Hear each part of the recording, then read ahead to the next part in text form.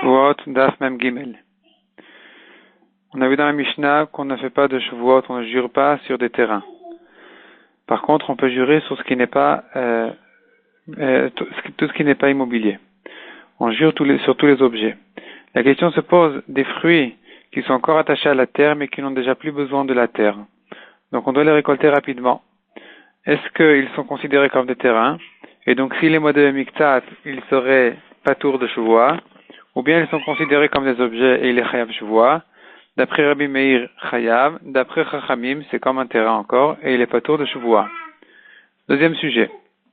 On a vu donc dans la Mishnah, on ne fait pas de Shavuot sur s'il réclame quelque chose sans préciser la quantité et la mesure de la chose qu'il lui demande de payer. Par exemple, tu me dois une maison pleine de récoltes, et l'autre lui répond, je ne sais pas combien, mais ce que tu m'as donné, je te rends. Et de même, un porte-monnaie plein d'argent, et il lui dit, ce que je t'ai emprunté, c'est ce que je te rends. Voilà, le porte-monnaie, il est rempli de la même manière que je t'ai emprunté. D'après la Mishnah, on voit dans la Mishnah qu'il est pas tour. Viens Abaye demande, s'il lui dit, cette maison-là, cette maison-ci, qui était pleine de récoltes, est-ce que c'est considéré comme quelque chose qui a une mesure ou pas? D'après Abaye, il est chayav de Shavuot, c'est considéré comme s'il y avait une mesure définie. D'après Rava, il est patour. Ensuite, dit la Gemara, il lui dit, tu me dois un objet grand. Et il lui répond, le même objet, je te le dois, mais en petit. Il est patour, parce que ce sont deux objets différents. Tandis que s'il lui dit un objet qui pèse 10 litres, et il lui dit non, il pèse que 5, il est chayav. La Gemara donne deux explications. Soit il s'agit du même objet, mais qui peut être raccourci ou rallongé, ou bien il s'agit de quelque chose qu'on peut gratter l'épaisseur, éplucher l'épaisseur, et donc effectivement il s'agit donc du même objet, de la même chose. C'est pour ça qu'il n'est pas considéré comme s'il est modèle sur un autre objet complètement, pour être patour, mais il est quand même chayav. Troisième sujet. Celui qui prête de l'argent, il a pris un gage, et il a perdu le gage. Et ici, s'il y a une différence entre la dette et la valeur du gage, du mashkon, des fois la différence elle est du côté du lové, c'est-à-dire le mashkon peut-être, des fois il vaut moins que la dette. Vient le malvé et il lui dit, rends-moi la différence entre le mashkon et la dette. Le lové lui dit, il n'y avait pas de différence, le mashkon valait toute la dette.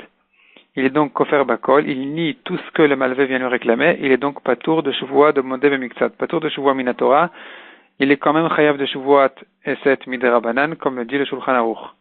Par contre, si le propriétaire du gage, donc le lové, il dit effectivement, le gage ne couvre pas toute la dette, mais quand même, donc je te dois un peu, mais pas si peu, je ne te dois pas autant que ce que tu dis, puisque le gage ne vaut pas si peu que ce que tu dis, il est donc le lové modé bemiktsat et il est chayav de Shavuot. De la même manière, inversement, si le lové dit au malvé, le gage que je t'ai donné il vaut plus que la dette, le malvé lui dit pas du tout, il est patour, il est kofer bakol, il est patour donc de Shavuot minatora. Tandis que si le malvé lui dit oui, ça vaut un peu plus que la dette, mais pas autant que ce que tu dis, le malvé est donc modé bemiktsat et donc il est chayav de Shavuot minatora. Dans la Gemara, on voit qui est-ce qui doit jurer. La Mishnah elle-même explique qui c'est celui qui doit jurer dans la Recha. Donc, dans le cas où le gage ne vaut pas autant que la dette, et que le lové, il est modé bemiktsat, il dit oui, effectivement, je te dois donner une petite différence, mais pas une si grande différence que ce que tu dis, malgré que, a priori, c'est le lové qui est modé bemiktsat et c'est à lui de jurer. Viennent Chachamim et disent, c'est quand même ici le malvé qui garde le gage qui doit jurer, car on craint que le lové va jurer que le gage vaut toute la dette, ou dans le cas où il est modèle miktsat plutôt, donc en fait, il dit que le gage, il vaut plus que ce que le malvé prétend, et qu'après le malvé, il va lui sortir le gage de sous sa main, et donc il va s'avérer que la Shavuot était une Shavuot sheker. D'après la Maskana, dit la Gemara, une fois qu'on a entendu de Ravashi qui disait que c'est à eux deux de jurer, celui qui garde le gage, il doit jurer que le gage n'est pas chez lui, le malvé doit jurer que le mashkon n'est pas chez lui, et le lové doit jurer aussi combien le mashkon valait, puisque c'est lui qui est modé bemiktsat, le lové. Le lové dit, je dois te compléter un petit peu au-delà du gage, mais pas autant que ce que tu dis. Donc, puisqu'il est modé bemiktsat, c'est au lové de jurer minatora, et le malvé, c'est lui qui doit jurer en premier. Il doit jurer que le gage n'est pas chez lui, et puis ensuite on dit au lové de jurer que le mashkon vaut plus que ce que le malvé prétend, et donc il ne doit compléter qu'une petite différence. Quatrième sujet du DAF. Viens Shmuel nous apprend un grand chidouche. Celui qui prête l'argent et qui prend en gage un petit objet à basse valeur, qui ne vaut pas grand chose, et il a perdu cet objet-là, il a perdu tout son argent. Il y a plusieurs détails dans la Gemara à quel point on dit qu'il a perdu son argent, mais ça c'est le principe en tout cas de Shmuel.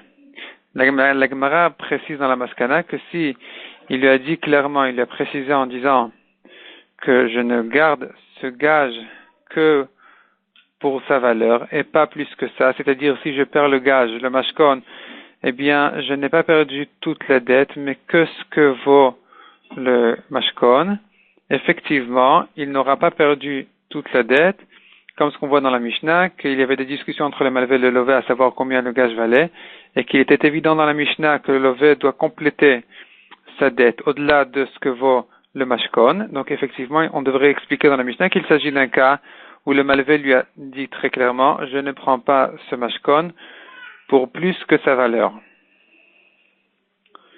Ensuite, dit la Gemara, celui qui prête l'argent et qui a pris un mashkon, si le mashkon a été perdu, la Gemara ramène une machloket Tanaïm. D'après Rabbi Eliezer, il jure et il récupère sa dette. D'après Rabbi Akiva, il a perdu son argent. Tandis que s'il a prêté de l'argent et qu'il a un shtar, et qu'il a pris aussi un mashkon, d'après tout le monde, si le mashkon a été perdu, il a perdu son argent, puisque ici le mashkon ne vient que en tant que remboursement de la dette, et pas en tant que preuve. Tandis que dans la Récha où il n'y a pas de shtar, le mashkon vient en tant que preuve. La Gemara demande, est-ce que la machloket de Rabbi Eliezer et Rabbi Akiva ressemble au cas de Shmuel, à savoir que d'après Rabbi Eliezer, il jure et il prend la différence entre le mashkon et ce qu'il a prêté, tandis que d'après Rabbi Akiva, il a tout perdu comme Shmuel. Donc Rabbi Eliezer n'est pas comme Shmuel et Rabbi Akiva, lui, comme Shmuel. La Gemara repousse et dit que d'après tout le monde, contrairement à Shmuel, il n'a perdu que la valeur du mashkon. Le malvé qui a perdu le mashkon n'a perdu que la valeur du mashkon et pas au-delà de ça. Donc on levait de compléter le reste de la dette. La machloket est une autre machloket, comme on le verra dans le daf prochain, à savoir est-ce que le malvé il a acquis le mashkon, et donc s'il a perdu, alors il a perdu au moins la valeur du mashkon, ou bien on dirait que le malvé n'a même pas acquis le mashkon, il n'est qu'un chômeur du mashkon, il ne doit que garder le mashkon, et s'il a perdu bonus, ou différemment, comme on verra dans le daf prochain, eh bien il n'a pas perdu sa dette.